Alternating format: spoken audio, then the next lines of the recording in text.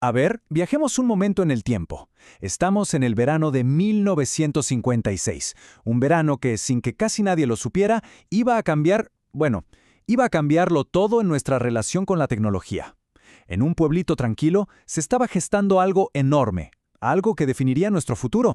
Y aquí es donde pasa todo. Hanover, New Hampshire, en el campus de Dartmouth College, un lugar súper tranquilo. Imagínense, un grupito de las mentes más brillantes de la época se juntan para lo que por fuera parecía un simple taller de verano. Pero ojo, su objetivo era tan pero tan ambicioso que sonaba a pura ciencia ficción. ¿Y cuál era esa misión? Pues, agárrense, crear máquinas que piensen. Así de simple y así de complejo. O sea, querían construir máquinas capaces de pensar, de razonar, de simular cada pedacito de la inteligencia humana. Una locura para la época, ¿no?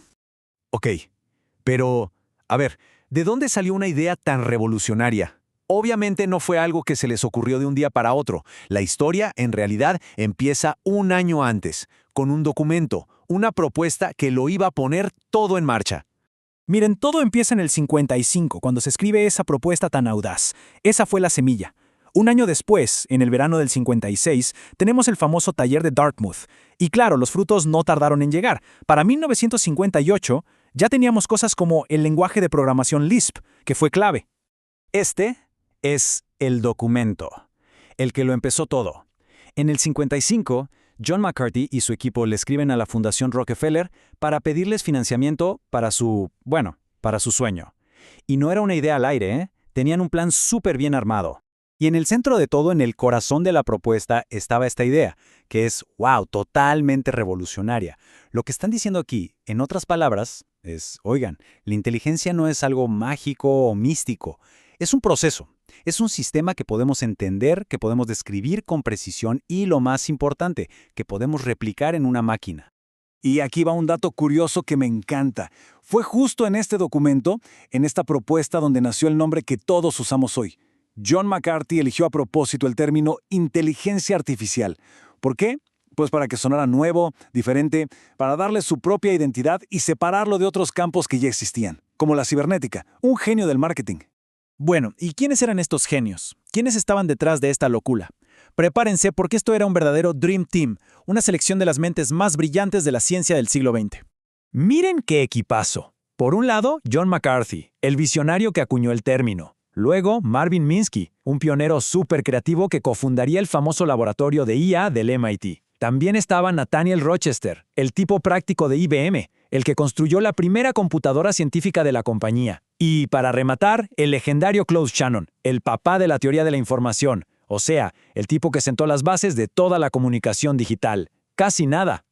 Listo, entonces volvamos al verano del 56, porque lo que pasó en Dartmouth no fueron solo charlas y café, fue mucho, pero mucho más que eso.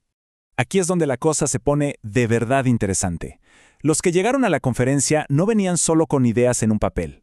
No, señor. Llegaron con pruebas. Trajeron bajo el brazo los primerísimos programas que demostraban que una máquina que razona y aprende no era un sueño, sino una posibilidad real. Y la primera gran demostración fue Logic Theorist, un programa creado por Alan Newell y Herbert Simon. ¿Y qué hacía?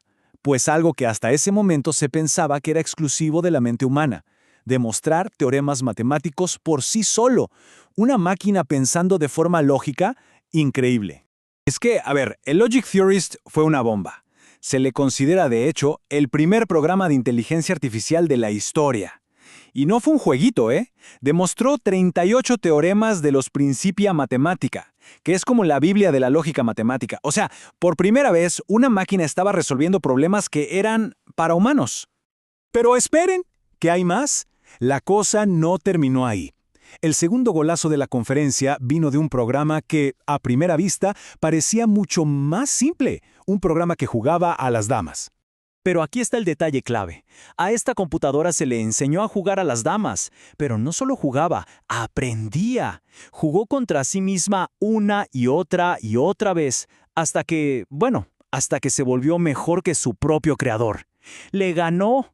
Y con ese programa de damas, sin que casi nadie se diera cuenta, nació un concepto que hoy está hasta en la sopa: el Machine Learning o aprendizaje automático. Esa idea de que un programa puede mejorar con la experiencia, sin que nadie le esté diciendo exactamente qué hacer a cada paso. Justo lo que usan hoy nuestros celulares, las redes sociales, todo. Entonces, ¿cuál fue el legado de todo esto? A ver, seamos claros, no salieron de ahí con un robot súper inteligente después de unas semanas, pero el impacto que tuvo esa reunión fue de verdad gigantesco. Como decía, la conferencia no resolvió el misterio de la inteligencia de un día para otro.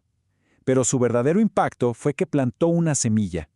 Le dio un nombre oficial al campo, una misión clara y sobre todo le dio la seriedad para que se convirtiera en una disciplina científica. Fue la chispa que lo encendió todo.